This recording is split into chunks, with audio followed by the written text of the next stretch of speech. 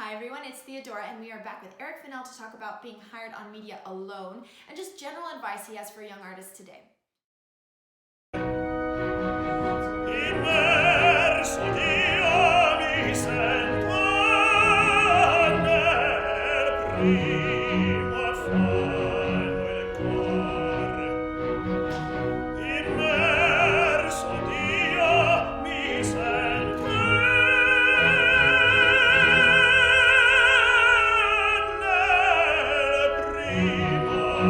affanno il cor.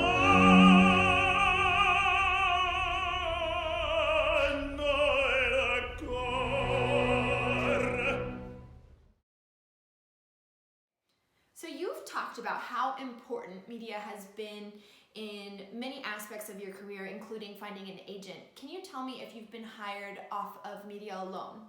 Yes, I have. Quite a lot, actually. I try to keep up with video clips. Sometimes they're just audio clips, and now we're lucky we live in this digital age where there's a lot you can do just on your phone. And if you have a good editing program on your computer, you can do even more. But I try to keep up with that. I know I've got subscribers to my YouTube channel, so every time I post something, they see it. I know that my agents go to my YouTube channel and check out my videos. Most of my agents say, record as much as you can, and when you get something good, send it to me. Because what they're doing behind the scenes is, like a good agent should be doing is saying, give me something that I can sell. So if you get a really good recording, you have to shop it around right away. Shop it around right away. And what they're doing is, maybe they were talking to a house like Stuttgart. They were talking to Stuttgart, and Stuttgart said, "Yeah, we know who he is, or we heard him 3 years ago." And so, oh well, he just sang this role, and this is what he sounds like last month. Oh, okay, well, we'll give him a second look. Yeah, I mean, now we're in the age where a lot of people are recording, and it's amazing. 10 years ago, you were paying 1,500, maybe $2,000 a month to a publicist, someone who can control your image. And now we have complete control of our own image just through Instagram and Facebook, the pro pages on Facebook, our websites. You can now get, I think it's $100 or €100 a year. You can have a professional page on Opera Base, which is just as good as a website. You can post anything you want there. And it's fantastic. You have a lot of control over your own image, and I think we should take full advantage of that. I mean, record a lot of stuff, take a lot of photos, and at the end of the day, at the end of the week, sit down on Instagram or your Facebook pro page and post the best stuff. Post the stuff that makes you look the best, makes you sound the best, and even if you had a bad week, you can make it look good somehow, stuff like that goes a long way. I mean, I follow Piotr Beczała, this Polish tenor who's, in my opinion, he's the best tenor, maybe the second or the third best tenor in the world. And he's singing lots of roles at the Metropolitan and all the best houses in the world. And his wife travels with him everywhere they go. And she's just got her phone stuck to her hand. And every time, I mean, he's walking through the hall, he's in rehearsal, he's singing on the stage, he's cooking, he's walking through the woods in his house in Poland. She's right there with the phone. I mean, they must have hundreds of hours of footage per week. And I just can imagine them. They're combing through it like, oh, can I put this on Instagram? Oh, I'm going to put this on Instagram. Okay, but cut this part out. So, okay, instead of it's a 10-second clip, it's a 6-second clip. Okay, that's great. Oh, I cracked on this note. Don't put that there. Put this note there. You can just imagine that's what they're doing, because they post hundreds of hours every month, and it's incredible. And I think he's doing a good job with that. Netrebko's doing a pretty good job with it.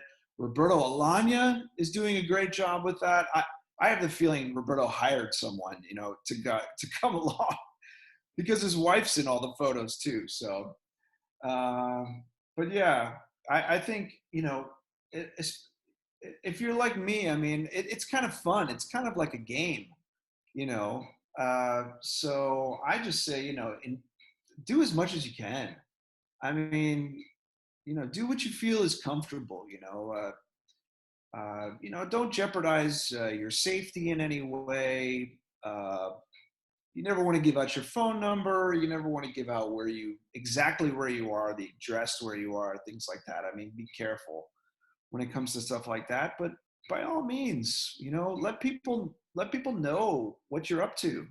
And I mean, you could be a young singer, you could be a mid-level singer, and somebody sees your profile on Instagram and they tell somebody else, and oh, this is an interesting profile, and the singer's just starting out, and oh, she sounds pretty good now, or he sounds pretty good now, and I wonder what they're working on. I wonder where they're going to sing next, and they tell somebody else, they tell somebody else, they tell somebody else, and before you know it, you have sort of a small fan club, or at least some people who are following your career, and that's just kind of the way it gets going. So we're at the point where I ask everybody the same question. What advice do you have to your younger self? The advice I would give to my younger self is, number one, take your language study much more seriously. If you can, immerse yourself in language. Start with one language. Choose your favorite language, whether it be German, Italian, French. Those are sort of the big ones. But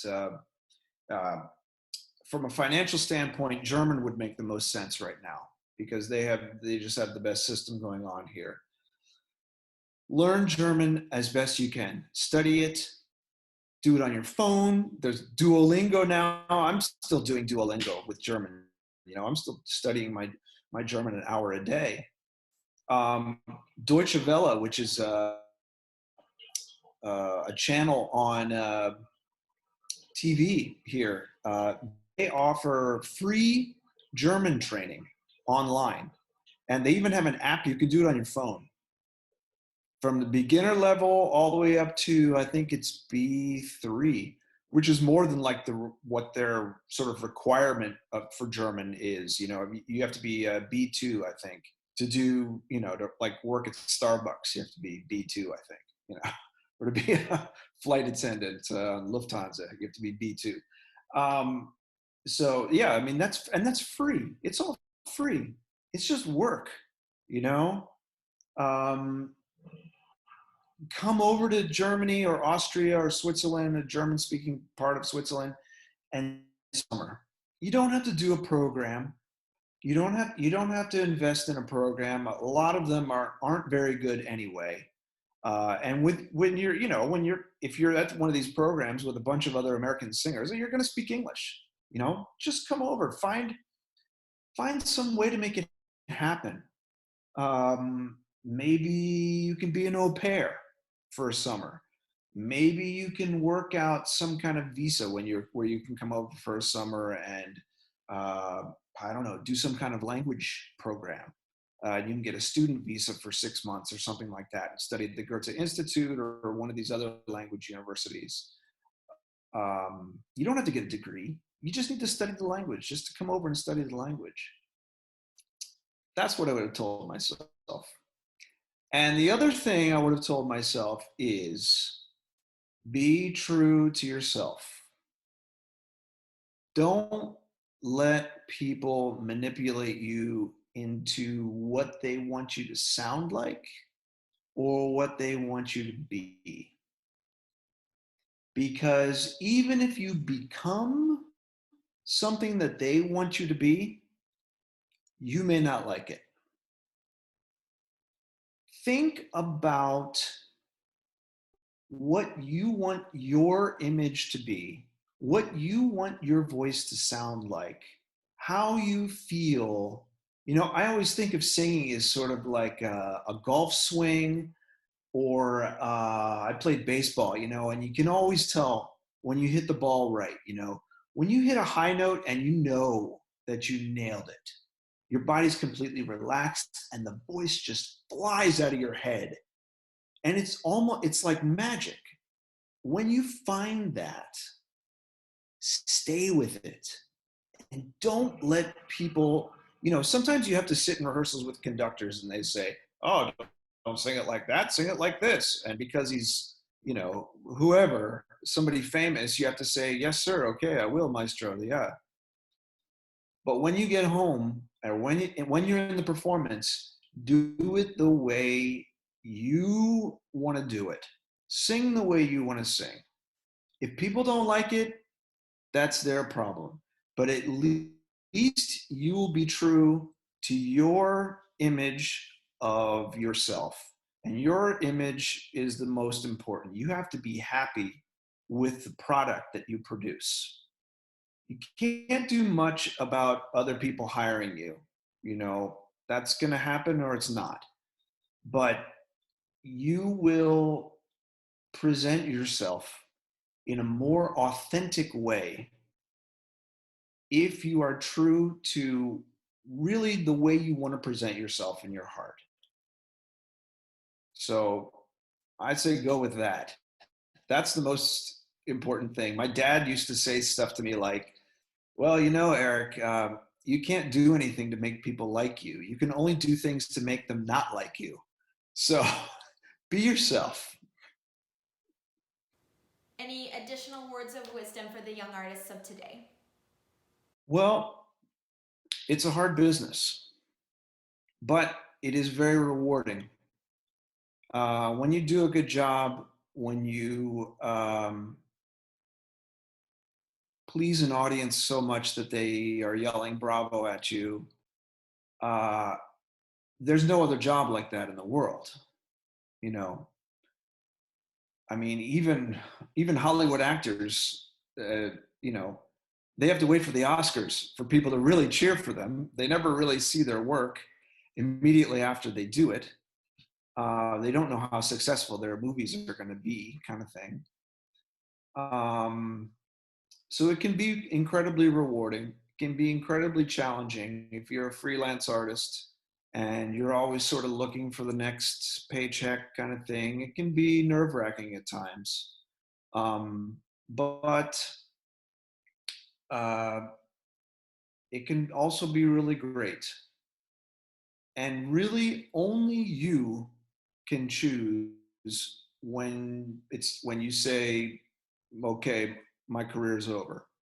You're the only one who can really say that. No one can tell you, you know.